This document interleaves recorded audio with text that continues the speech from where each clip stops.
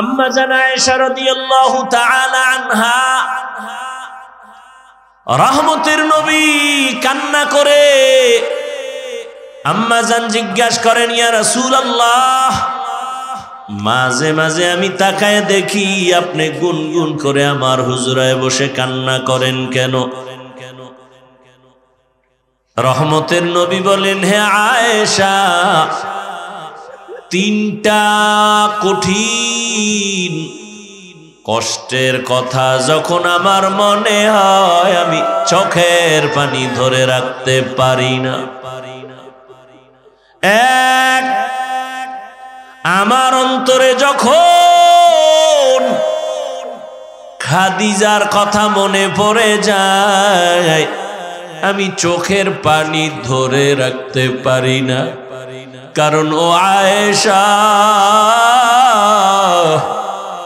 তুমি আমার সুখের দিনের বিবি, খাদিজা আমার দুঃখের সময়ের বিবি। এমন এক সময় আমি জমিনে আনছি, আমি আয়েশা কোনোদিন আমার আব্বার চেহারা দেখি নাই, একবারও আমি আমার আব্বাকে ডাক দিতে পারি নাই।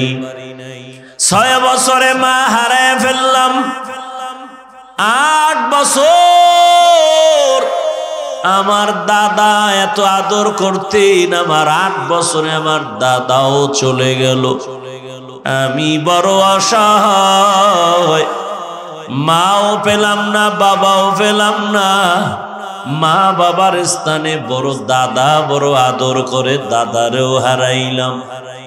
ওই সময় দুনিয়া দারুল আসবাব হিসাবে আমার জন্য দুটো ছায়া, এক ছায়া হলো আমার চাচা আবু তালিব, আর এক ছায়া আমার খাদিজা। আরবের ধনী, সতী, গুণী, বিশ্ব সুন্দরী, সর্বগুণে গুণান্বিত খাদিজা। সম্পদের অভাব নাই, গুণের কোনো অভাব নাই। ওই খাদিজা আমার দুঃখের সময় আমার হাতে ঈমানের দাওয়াত নিয়া তা করেছে, আর আমি দিনের দাওয়াত দিতাম। খাদিজা আমার জন্য যত কষ্ট করেছে, আমি হেরা পাহাড়ের গুহায় গিয়া আল্লাহর ধ্যানে সময় কাটাইতাম। একদিন দুদিন না, সপ্তাহে সপ্তাহ। অনেক উঁচু পাহাড়, যেখানে কোনো সিঁড়ি নাই, দোকান নাই। এখন তো সিঁড়ি দোকানের অভাব নাই, আবার সরকার রাস্তা বানাইতেছে গাড়ি নিয়ে উঠার জন্য, আবার কেবল সিস্টেমে উঠার সিস্টেম করতেছে। ওই সময় তো পাথরওয়ালা জমিন, চতুর্দিকে দুশ্মন। খাদিজা মহিলা হইয়া নাস্তা নিয়া ওই পাথরওয়ালা জমিন পাড়ায়া ওই পাহাড়ে উঠিয়া আমার হেরা পাহাড়ের গুহায় গিয়া আমার জন্য নাস্তা নিয়া হাজির হয়ে যাইত। আমি কালেমার দাওয়াত দিয়া যত গভীর রাতে আসতাম, ঘরের দরজায় সালাম দেওয়া মাত্র দরজা খুলে ফেলতো। খাদিজাকে একদিন জিজ্ঞাসা করা হলো, খাদিজা বলে, আমি 1 সেকেন্ডের জন্য ঘুমাই না, রহমতের নবী রাস্তায় আছে। ও আয়েশা, ওই খাদিজার কথা যখন আমার মনে পড়ে আমি চোখের পানি ধরে রাখতে পারি না। ওয়া আম্মা মান খাফা মাকামা রাব্বিহি ওয়া নাহান নাফসা আনিল হাওয়া ফাইন্নাল জান্নাতা হিয়াল মাওয়া। আল্লাহ বলেন, আমার আদালতে দাঁড়াইয়া হিসাব দেওয়ার ভয়ে দুনিয়াতে যারা গুনাহ থেকে নিজেকে বাঁচায় রাখবে, আল্লাহ তাদেরকে বিনা হিসাবে জান্নাত দিয়ে দিবেন। নবীজি বলেন, ইত্তাকিল মাহারিম তাকুন আবাদান নাস। হে দুনিয়ার উম্মত, তোমরা আল্লাহর নিষিদ্ধ জিনিস থেকে নিজেকে পরহেজ করো, বাঁচায় রাখো, তো আল্লাহ তোমার মর্যাদা মানুষের মাঝে বাড়ায় দেবে। মর্যাদা কে বাড়াবেন? আল্লাহ। মানুষ দুনিয়াতে আসার আগেই কিন্তু আল্লাহ মর্যাদাবান করে মানুষকে বানাইছেন।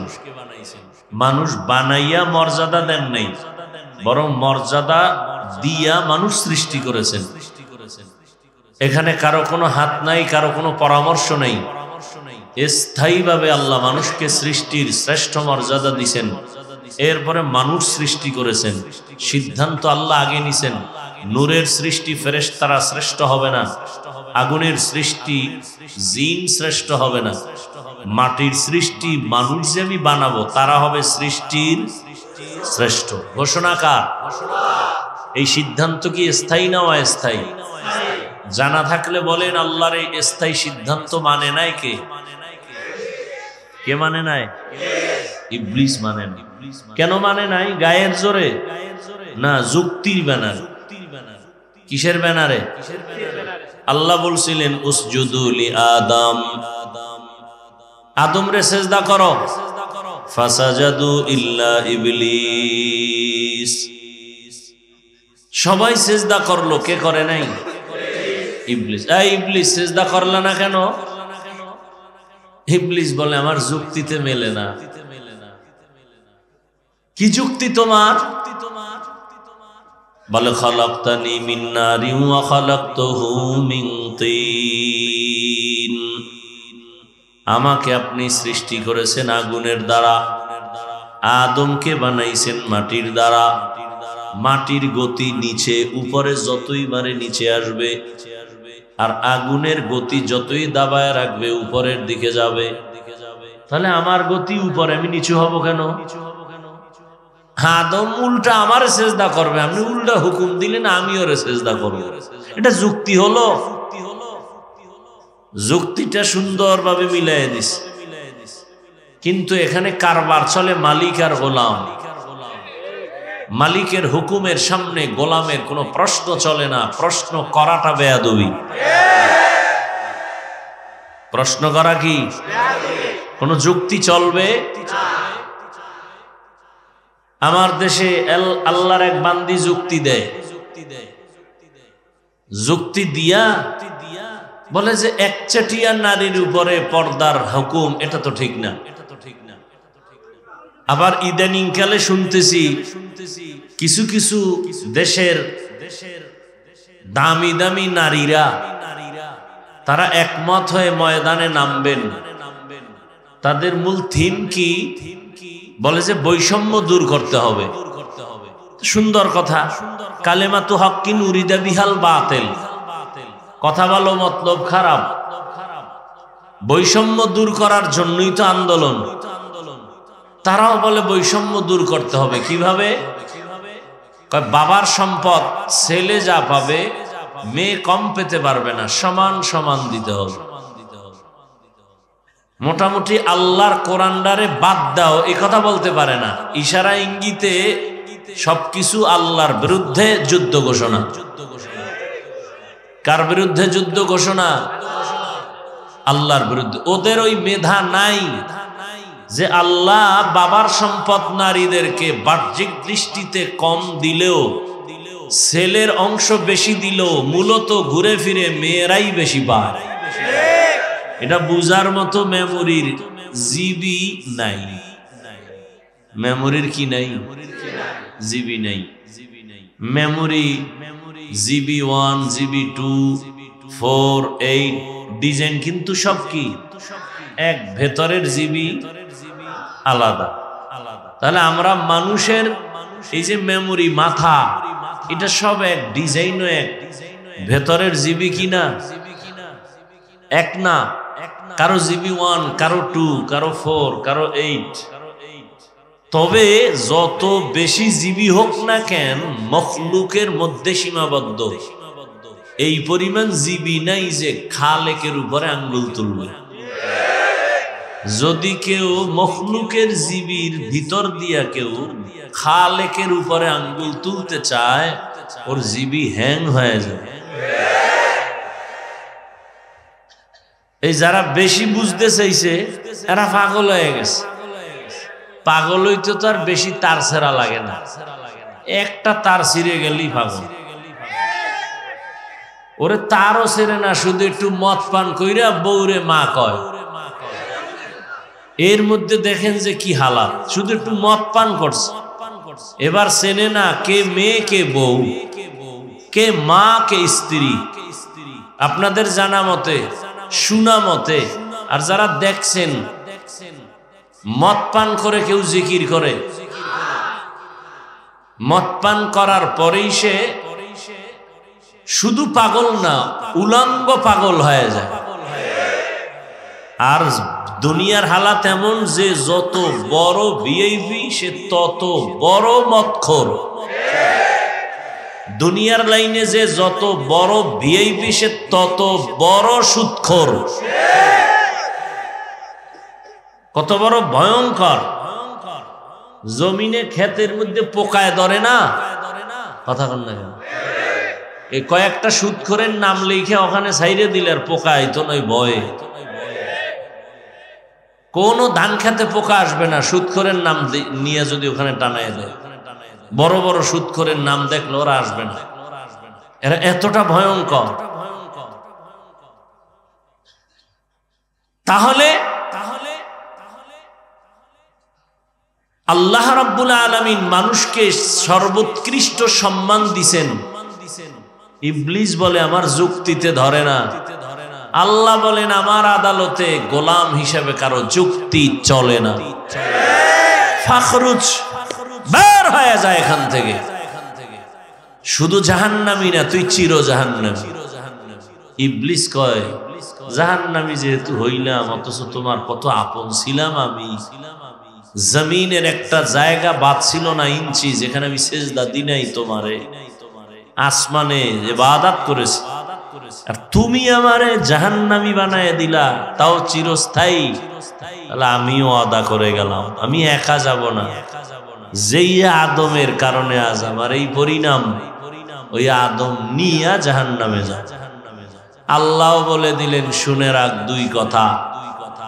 এক কথা, তুই বুঝাইয়া বুঝাইয়া ছলে বলে কলে কৌশলে আমার আদমের সন্তানরে ধোকা দিবি, আর আমার আদম সন্তান যখন আল্লাহর কাছে তওবা করে বলবে ভুল করেছি মাফ করে দাও, তোর 80 বছরের মেহনত আমি 1 সেকেন্ডে ওই বান্দাকে মাফ করে দিব।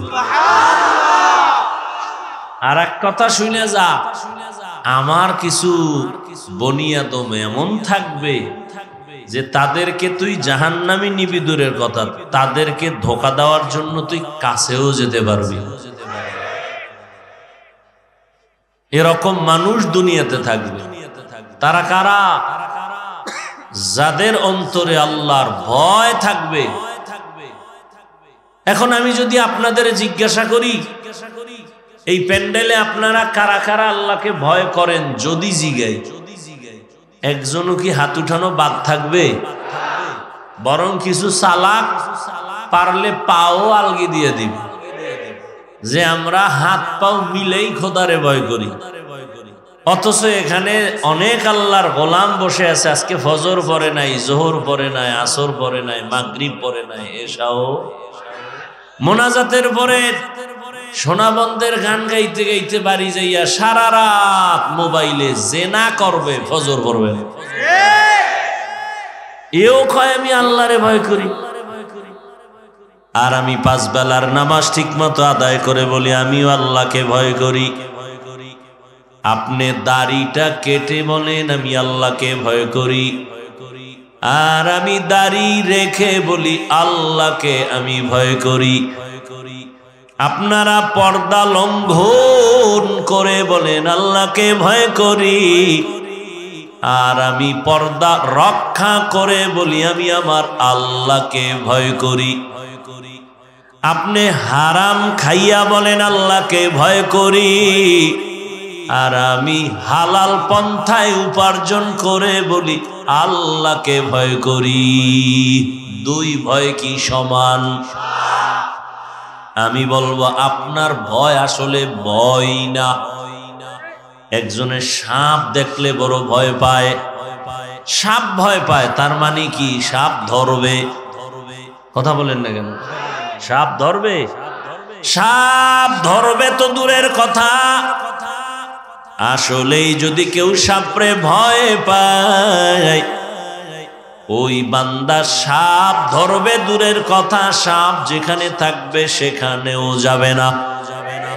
কেন? সাপেরে কি ভয় পায়? জমিনের মধ্যে সন্তান মা বাবাকে ভয় পায়, প্রমাণ বলে সন্তান মা বাবার সামনে কখনো অন্যায় করে না, শাস্তির ভয়ে, পিটার ভয়ে, বেতের বাড়ির ভয়ে। একটা ছাত্র শিক্ষকের ভয় করে, প্রমাণ বলে শিক্ষকের সামনে ছাত্র অন্যায় করে না, কেন? বেতের বাড়ির ভয়। ঠিক আমার আল্লাহর জাতের কসম, এই জমিনে যেই মানুষ আমার আল্লাহকে ভয় করবে, গলায় ছুরি লাগাবে, দাড়ির মধ্যে অস্ত্র লাগাবে না। हर के दारन खौफे हकदार दिल मदगम, हर के दारत खौफे हकदार दिल मदगम, जन्नतुल मअवा देहद उरा मकाम जुज़बा हक ची ज़े मखाअज इंसुजा फजले मस्ते दर जुमला जहां। আল্লাহ তাআলা বলেন আমার আদালতে দাঁড়াইয়া হিসাব দেওয়ার ভয়। দুনিয়ার জমিনে যে নিজেকে গুনাহ থেকে বাঁচায় রাখবে, আমি আল্লাহ তাকে বিনা হিসাবে জান্নাত দান করব। আল্লাহর আদালতের ভয় কেন? আল্লাহর আদালত বড় ভয়ঙ্কর। কেমন ভয়ঙ্কর? যেই ভয়ঙ্করের কারণে রহমতের নবী পর্যন্ত কান্না করেন। আল্লাহর আদালতে দাঁড়ানোর ভয়। রহমতের নবীর হাতে গড়া সাহাবী জান্নাতের টিকিট পাইয়া সারা রাত নামাজে দাঁড়ায়া চোখের পানি ফেলে কান্না করেন। জাহান্নামের আযাবের ভয়। আম্মা জান আয়েশা রাদিয়াল্লাহু তাআলা আনহা মাঝে মাঝে বলেন, আমি দেখি আমার হুজরায় বসে রহমতের নবী গুন গুন করে কান্না করেন। আমি আয়েশা বড় ভয় পাই, না জানি কোনো বেয়াদবি হয়ে গেল আমার থেকে, কারণ আমার বয়স খুবই কম।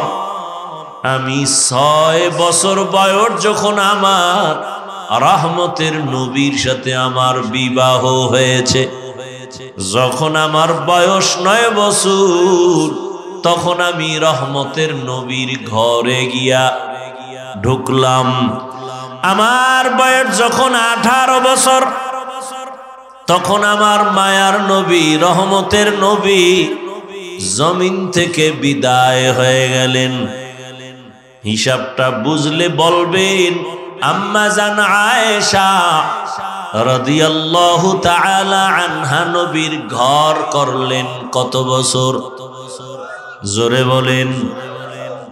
6 বছর বয়সে রহমতের নবীর সাথে বিবাহ, 9 বছর বয়সে নবীজির ঘরে আসলেন, 18 বছর বয়সে রহমতের নবী চলে গেলেন। মাত্র 9 বছর নবীর ঘর করলেন। 18 বছরের বয়সের বোন, আমাদের দেশে তো অনেক 18 বছরের মেয়েদের বিয়েই হয় না।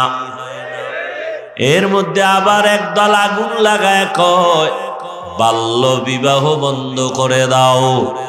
তার মানে আকাম চালাও, লাইসেন্স লাগবে না, আকাম চালাইতে থাকো, তবে বিবাহ চলবে না, আকাম চলবে। আম্মা জান আয়েশা রাদিয়াল্লাহু আনহা বলেন, মাত্র আমি 18 বছরের নারী, 9 বছর রহমতের নবীর ঘর করে রহমতের নবীর দোয়া পাইয়া কি হয়েছি। আম্মা জান আয়েশা বলেন, আমি 2000-এর উপরে হাদিসের হাফেজা হয়ে গেছি। কয় হাজার? আপনারা পারেন কয়শো? কথা কন না কেন? আপনাদের ঘরের মহিলারা একটাও না, একটা হাদিস না পাইরা আপনি আহলে হাদিস হন কেমনে? জিন্দেগি মে বন্দেগি তু করনা হে, जिंदगी में बंदगी तू करना है,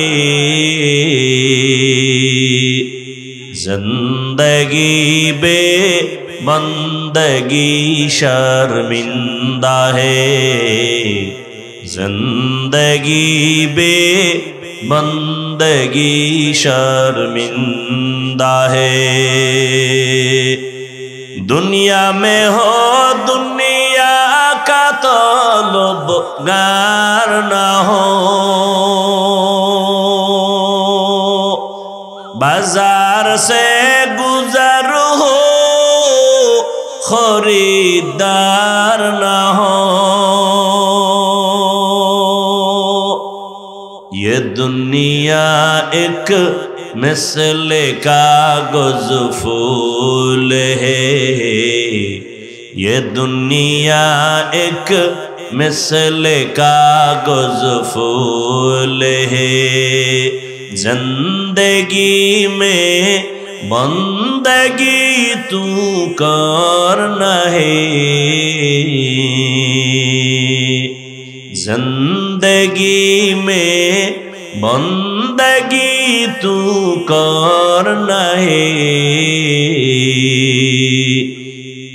जिंदगी बे बंदगी शर्मिंदा है, जिंदगी बे बंदगी शर्मिंदा है, जिंदगी में बंदगी कुन बंदगी, बंदगी बे जिंदगी शर्मिंदगी।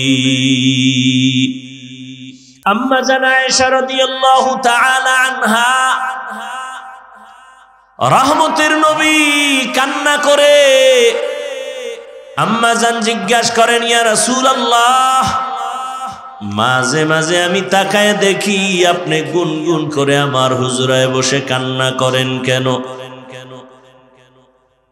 রহমতের নবী বলেন, হে আয়েশা, 3টা কঠিন কষ্টের কথা যখন আমার মনে হয় আমি চোখের পানি ধরে রাখতে পারি না। এক, আমার অন্তরে যখন খাদিজার কথা মনে পড়ে যায় আমি চোখের পানি ধরে রাখতে পারি না, কারণ ও আয়েশা, তুমি আমার সুখের দিনের বিবি, খাদিজা আমার দুঃখের সময়ের বিবি। এমন এক সময় আমি জমিনে আসছি, আমি আয়েশা কোনোদিন আমার আব্বার চেহারা দেখি নাই, একবারও আমি আমার আব্বাকে ডাক দিতে পারি নাই। 6 বছরে মা হারায় ফেললাম, 8 বছর আমার দাদা এত আদর করতেন, আমার 8 বছরে আমার দাদাও চলে গেল। আমি বড় অসহায়, মাও পেলাম না, বাবাও পেলাম না। মা বাবার স্থানে বড় দাদা বড় আদর করে, দাদারেও হারাইলাম। ওই সময় দুনিয়া দারুল আসবাব হিসাবে আমার জন্য দুটো ছায়া, এক ছায়া হলো আমার চাচা আবু তালিব, আর এক ছায়া আমার খাদিজা। আরবের ধনী, সতী, গুণী, বিশ্ব সুন্দরী, সর্বগুণে গুণান্বিত খাদিজা। সম্পদের অভাব নাই, গুণের কোনো অভাব নাই। ওই খাদিজা আমার দুঃখের সময় আমার হাতে ঈমানের দাওয়াত নিয়া দান করেছে, আর আমি দ্বীনের দাওয়াত দিতাম। খাদিজা আমার জন্য যত কষ্ট করেছে, আমি হেরা পাহাড়ের গুহায় গিয়া আল্লাহর ধ্যানে সময় কাটাইতাম। একদিন দুদিন না, সপ্তাহকে সপ্তাহ। অনেক উঁচু পাহাড়, যেখানে কোনো সিঁড়ি নাই, দোকান নাই। এখন তো সিঁড়ি দোকানের অভাব নাই, আবার সরকার রাস্তা বানাইতেছে গাড়ি নিয়ে উঠার জন্য, আবার কেবল সিস্টেমে উঠার সিস্টেম করতেছে। ওই সময় তো পাথরওয়ালা জমিন, চতুর্দিকে দুশ্মন। খাদিজা মহিলা হইয়া নাস্তা নিয়া ওই পাথরওয়ালা জমিন পাড়ায়া ওই পাহাড়ে উঠিয়া আমার হেরা পাহাড়ের গুহায় গিয়া আমার জন্য নাস্তা নিয়া হাজির হয়ে যাইত। আমি কালেমার দাওয়াত দিয়া যত গভীর রাতে আসতাম, ঘরের দরজায় সালাম দেওয়া মাত্র দরজা খুলে ফেলতো। খাদিজাকে একদিন জিজ্ঞাসা করা হলো, খাদিজা বলে আমি এক সেকেন্ডের জন্য ঘুমাই না, রহমতের নবী রাস্তায় আছে। ও আয়েশা, ওই খাদিজার কথা যখন আমার মনে পড়ে আমি চোখের পানি ধরে রাখতে পারি না। আর একটা কষ্টের কথা মনে পড়লে আমি আর চোখের পানি ধরে রাখতে পারি না। আমি মক্কা থেকে পায়ে হেঁটে কষ্ট করে করে তায়েফের ময়দানে গেছি কালেমার দাওয়াতের জন্য। ওখানে যাওয়ার পরে ওই কাফেরেরা বাচ্চাদেরকে লেলিয়ে দিছি আমার পেছনে মারার জন্য। তায়েফের ময়দানের কাফেরদের বাচ্চাগুলো পাথর হাতে নিয়ে মারা শুরু করলো। বৃষ্টি যেমন পড়ে, ওই পাথরগুলো আমার শরীরের মধ্যে বৃষ্টির মতো পড়তেছে। পাথর পড়িয়ে আমার শরীর থেকে রক্ত, এত পরিমাণ রক্ত পড়ে আমার পায়ের জুতা পর্যন্ত আটকাইয়া গেল।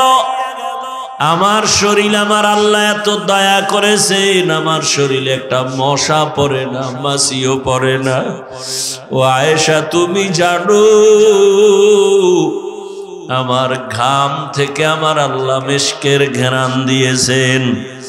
ওই বেঈমানগুলো বাচ্চাদের দিয়া পাথর মারা যখন শুরু করলো, আমি মক্কার দিকে কদম বাড়াইয়ার কাঁদতেছি। রক্তে লাল হয়ে গেছে আমার জামা কাপড়, আমার শরীর। আল্লাহ আমার কান্না বরদাস্ত করতে পারেন নাই। দেখলাম হঠাৎ করে জিবরাইল আমিন হাজির। জিবরাইল এসে বলেন, পয়গম্বর, আমার আল্লাহ আপনার চোখের পানি বরদাস্ত করতে পারেন না। আপনার উপরে যেই বেঈমানের আঘাত, আল্লাহ এখন বলেছেন আপনি যদি অর্ডার দেন তায়েফের জমিনের সব মানুষগুলো মেরে ফেলব। রহমতের নবীর শরীরে আঘাত বরদাস্ত করা যায় না। কেমন মায়ার নবী,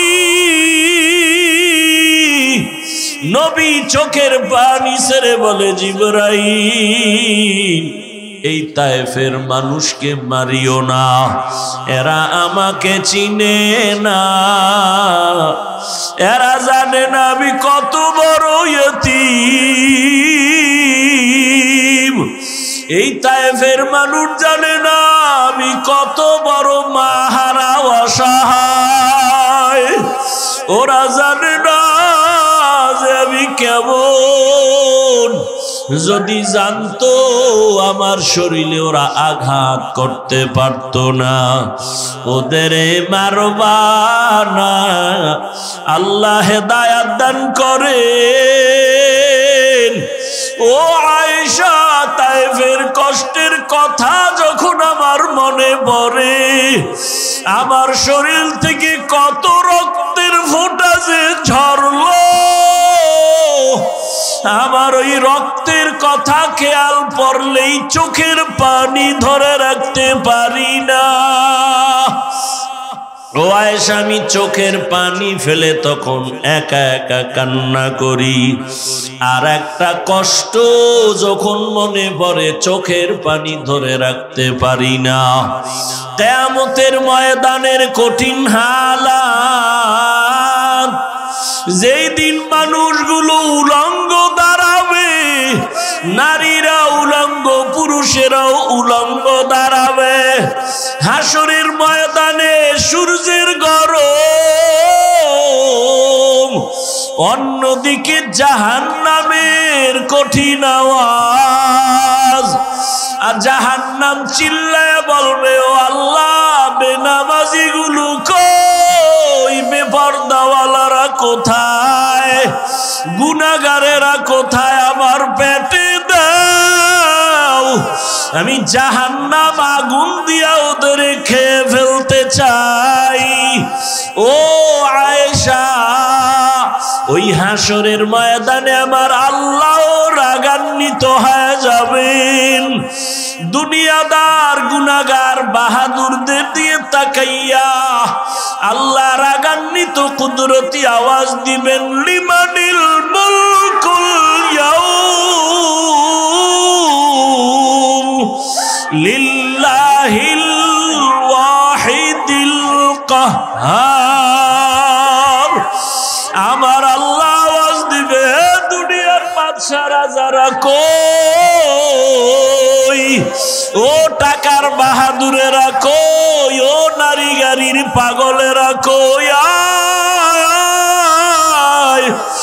দুনিয়াতে বাহাদুরি কম করো না, আজকে আমি মালিকের আদালতে দাঁড়াও, আমার সামনে দাঁড়াইয়া জবাব দাও, আজকের হাসরের ময়দানের রাজত্ব কার?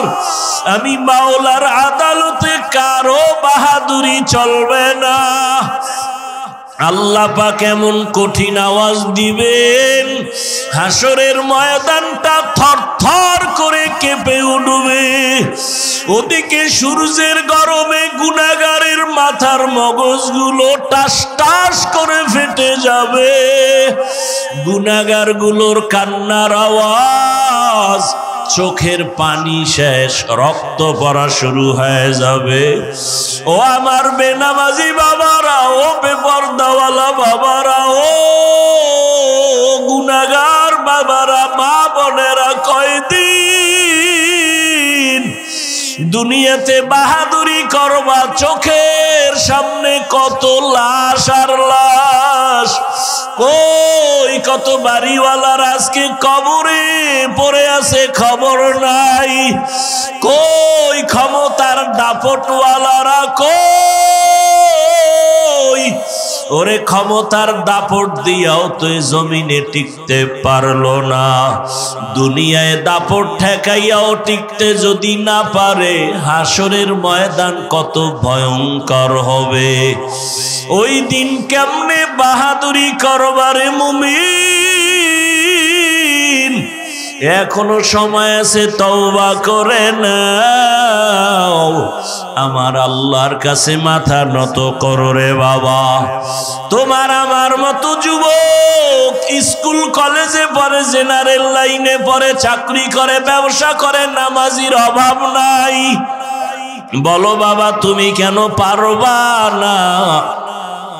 তোমার মতো যুবক জেনারেল লাইনে থাকিয়া চাকরি করে, RAB, army, police, BDR, doctor, professor, engineer, পাঁচ বেলার নামাজ পড়ে, গাড়ি চালায় নামাজ ছাড়ে না, নদীর মধ্যে মাছ ধরে নামাজ ছাড়ে না, কৃষি কাজ করে নামাজ ছাড়ে না, শ্রমিকের কাজ করে নামাজ ছাড়ে না, দাড়ি কাটে না, দিনরাত্র কষ্ট করে আর মা বাবার খেদমত করে। বলো বাবা, তুমি কেন পারো না?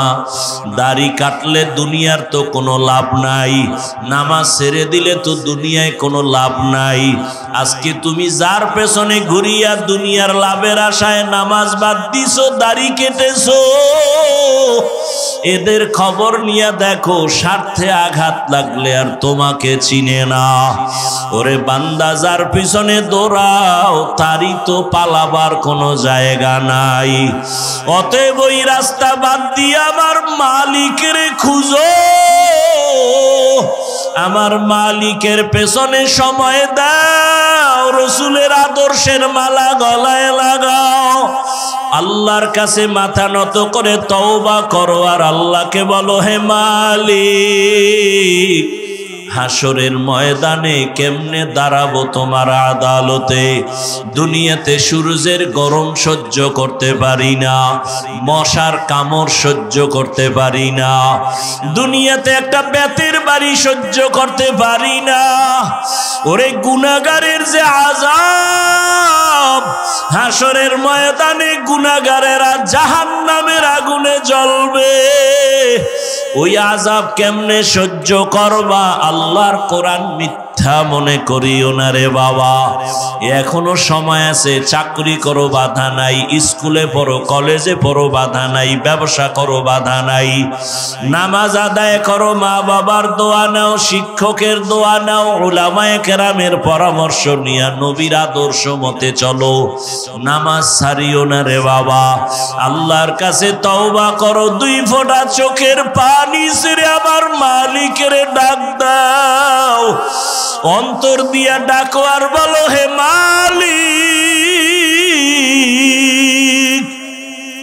দুনিয়াতে তো কম রং তামাশা করলাম না, দুনিয়ার পেছনে ঘুরিয়া দাড়ি তো কম কাটলাম না, বেপরদায় কম চললাম না, জীবনে বহু নামাজ ছাড়লাম রে আল্লাহ, আজকে থেকে আর নামাজ ছাড়বো না, বেপরদায় চলবো না, মা বাবাকে কষ্ট দিব না, শিক্ষকের দোয়া নিয়া, উলামায়ে কেরামের পরামর্শ নিয়া নবীর তরিকা মেনে চলবো, আর নামাজ ছাড়বো না, বেপরদায় চলবো না, দাড়ি কাটবো না। তওবা করার মতো যদি নিয়ত হয়, খাঁটি হাত, খাঁটি তওবার নিয়তে দুটো হাত আল্লাহকে দেখায়া দাও। আয় আল্লাহ, আমাদের তওবা কবুল করে নেন। আয় আল্লাহ, গুনাহ মুক্ত জীবন দান করেন, তওবার উপরে মজবুত হইয়া চলার তৌফিক দান করেন, আমিন। আলহামদুলিল্লাহি রাব্বিল আলামিন, ওয়াসসালাতু ওয়াসসালামু আলা সাইয়্যিদিল আমবিয়াই ওয়াল মুরসালিন ওয়া আলা আলিহি ওয়া আসহাবিহি আজমাইন। ইয়া আরহামার রাহিমিন, ইয়া আরহামার রাহিমিন, ইয়া আরহামার রাহিমিন। রব্বিরহামহুমা কামা রব্বায়ানি সগীরা। اللهم إنك عفو كريم تحب العفو فاعف عنا. اللهم إنا نسألك رضاك والجنة ونعوذ بك من سخطك والنار. ও দয়ার মালিক, গভীর রাতে তাকায়া দেখেন আমরা গুনার বোঝা নিয়া হাজির। গুনার কারণে আমার হাত না পাক, আমার চোখ না পাক, আমার জিহ্বা না পাক, আমার অন্তর না পাক।